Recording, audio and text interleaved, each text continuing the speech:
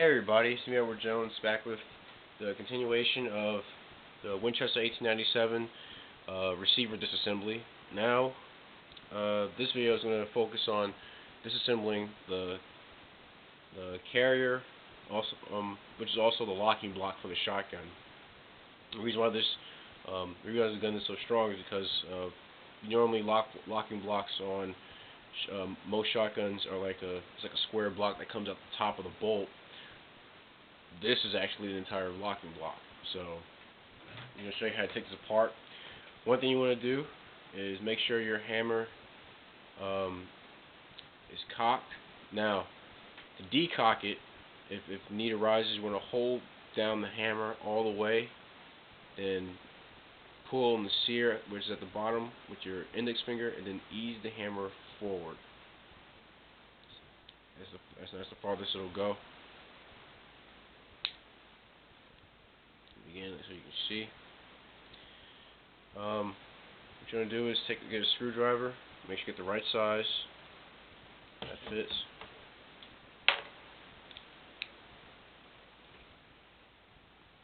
You're going to unscrew your sear spring, which is this spring right here.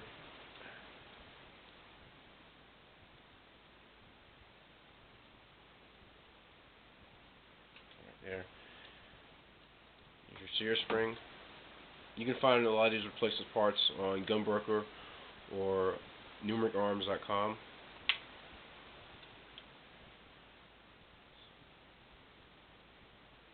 Now, if you look on the sear, it's now free floating. This doesn't have to come up. This doesn't have to be taken apart. But if you needed to, you take a punch, and you can punch this pin out, and it will free your sear.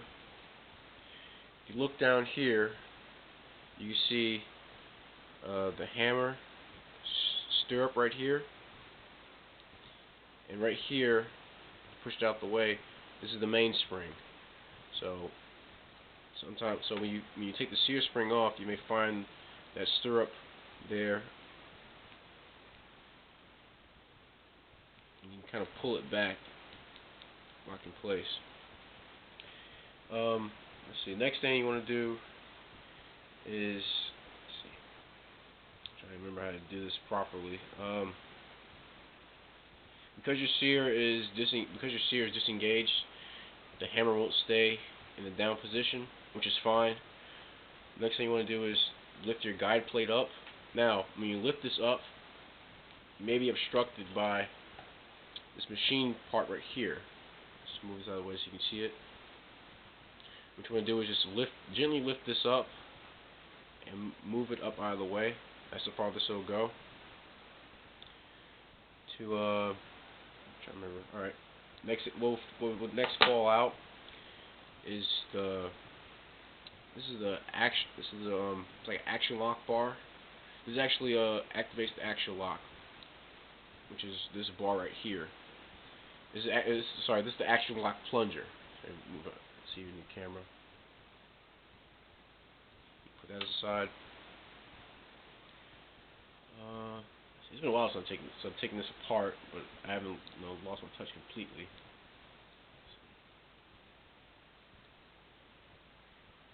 Okay. Now remember, this pin right here. Make sure I get in the camera. This pin right here is what holds the hammer in place. So if you want to get the hammer out, you want to drive that pin out from this direction. And right in this channel right here, you can see the base of the pin. So we're going to take the hammer out. Take out the hammer.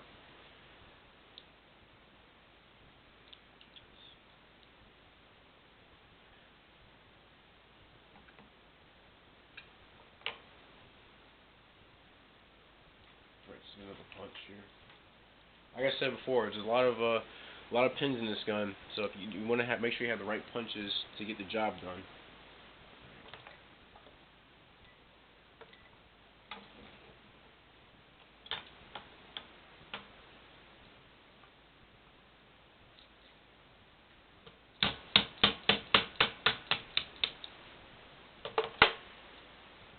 Okay. And this pin comes out, moves in pretty easily but on this one, if you pull it, you notice that there's some resistance. I think that's really also holding it in place. And the hammer just comes out from the top. Next thing you can remove, let's see, you can remove the hammer spring, this long leaf spring right here. You can remove it.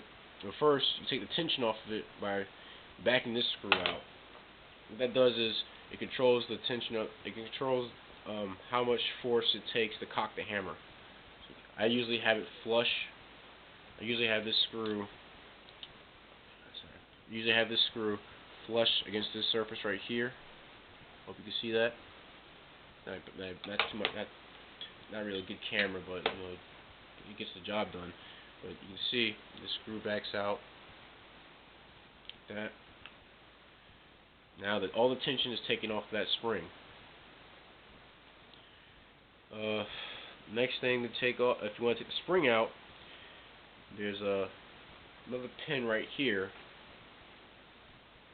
that can be driven out. It's the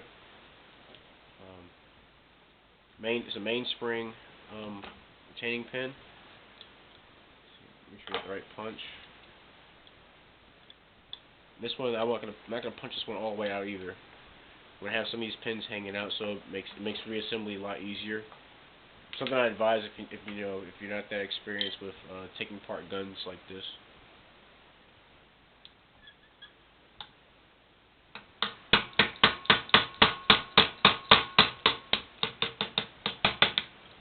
Okay.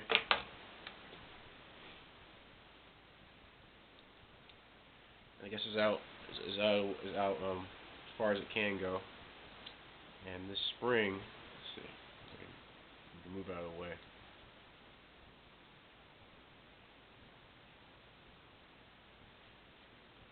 May have to hammer it some more.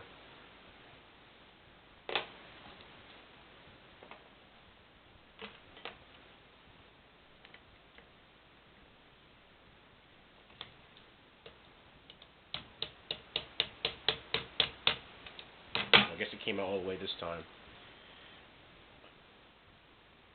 There we go. There's the pin. One thing you want to look for is look for flat ends on the pins. That's the strike surface. The rounded ends is where you would insert it. So I'm gonna keep it in here like that. Tap it in place.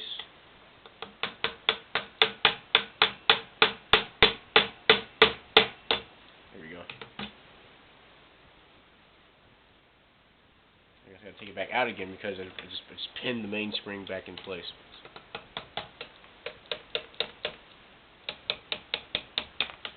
I guess we can keep it out for right now. But now you know where it goes. Right there. Now the mainspring can be pushed out from like that. Push it out from the front of the carrier.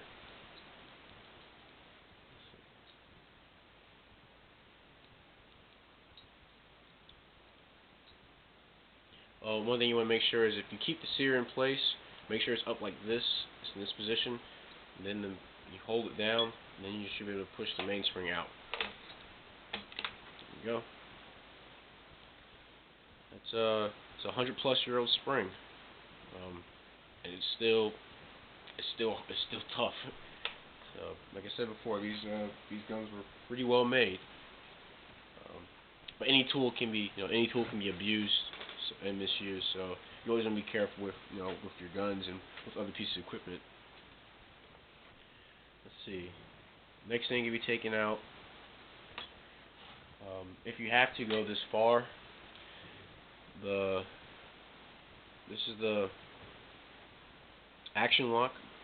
This bar actually locks the action in place, and then it's under spring tension by this leaf spring right here, and the action bar is actually hinged in by this pin. You see that? which is actually being held in place by this screw. So it's not too complex. I mean, well, it's fairly complex, but it's not too difficult that it can't be gotten around. See if we get the right screwdriver. I'm gonna back this. First, I'm gonna do is back this screw out.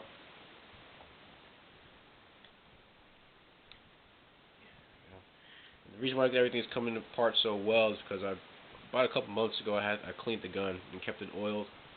There's your screw right there. Now the spring will stay. The spring's not gonna really go anywhere. Let's see. It won't fall out. It's still held in place by the action bar. Now, you don't necessarily have to take this apart, like I said, but if you do, as I said before, this screw holds this pin in place. To drift this pin out after you take this screw out, there's a, I don't know if you can see it, but right here, there's the pin. You can actually push it out from this end if you have a thin enough punch. So I'm gonna make an attempt to get that out. I'm not sure if I took that apart last time I took this gun apart, but you can check. Let's see. I don't believe I have a small enough screwdriver for that. You might want to have some precision screwdrivers for that piece right there. Let's see if I can actually. But I may still be able to get it out. Let me check.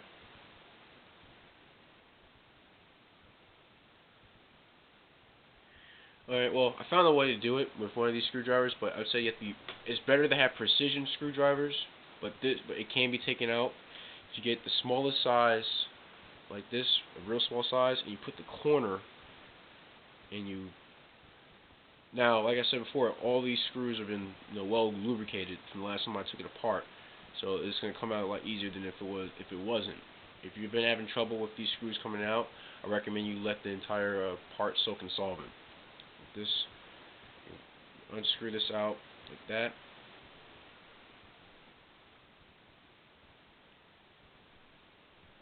Again, having to improvise here because of lack of proper tools. But everything's okay because everything is everything was well taken care of. Let's see. This screw should be able to back out. There we go. Almost dropped it. There it is. It's very small. Put this aside. Now to get this action bar out, like I said before, you'd have to take a right size punch, and right where you took that screw out is the end of the punch is the end of that pin is right there, so you can take a punch and possibly push it out. You see it is starting to come out. So get the camera to focus. It is starting to come out right here. Just a slight. Try to adjust it, I suppose. But yeah, take a punch, push, kind of gently push down.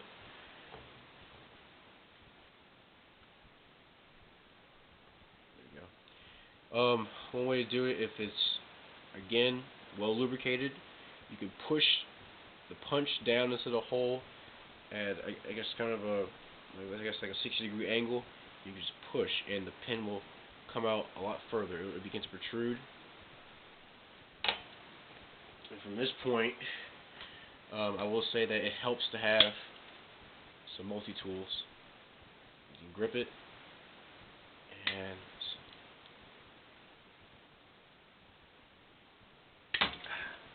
it's starting to come out.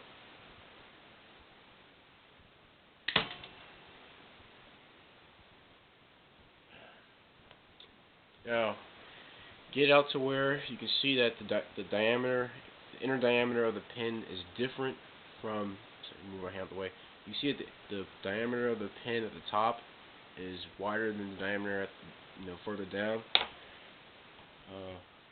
You can get a small screwdriver.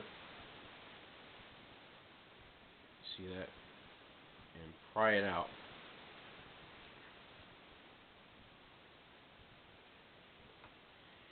Get your pliers back. Turn it, wiggle it out of place.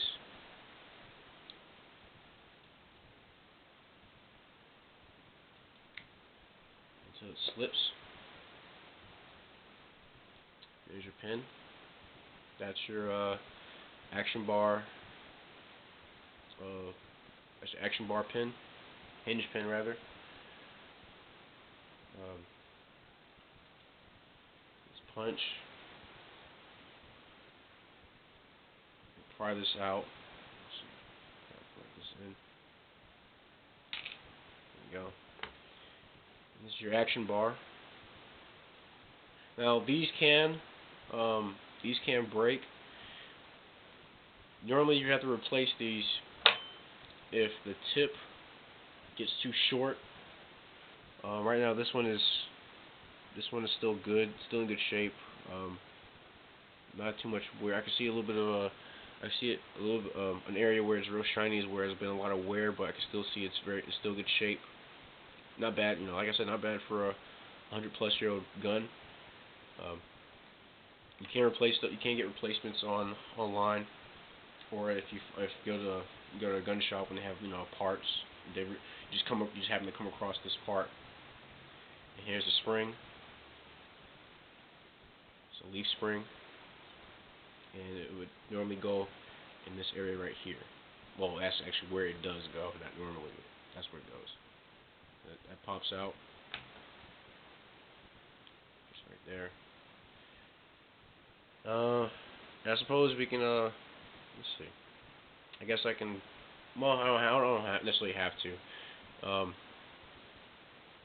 That's just remember, that's the pin that holds your hammer in place. And once you get everything disassembled, you can spray this down, simple green, CLP, whatever you have, and clean it off, any old gunk out of it. I will say, when you're messing with this part, I'd say be careful, because since everything is so precise, there are some sharp edges. Like I said in the previous video, I actually did hurt myself around the first time taking this gun apart, because the trigger guard was stuck, and I put too much force on it, and when I pulled it loose, I cut my index finger. Actually, I don't know if I can actually just, yeah. You can see a scar right here. But yeah, I cut it to where I saw white. So, always be cautious when disassembling these old firearms. They were machined to pretty close tolerances. But once you got it this far, just dunk it in a tank or spray it down, take a toothbrush and scrub it off. And that's it. Next video will be a reassembly video of this part and the bolt, which I still have in pieces right now. But that's my video. Any comments or questions, please ask them or say them, which have you. I'm Edward Jones, Def Mechanic, and you have a nice day.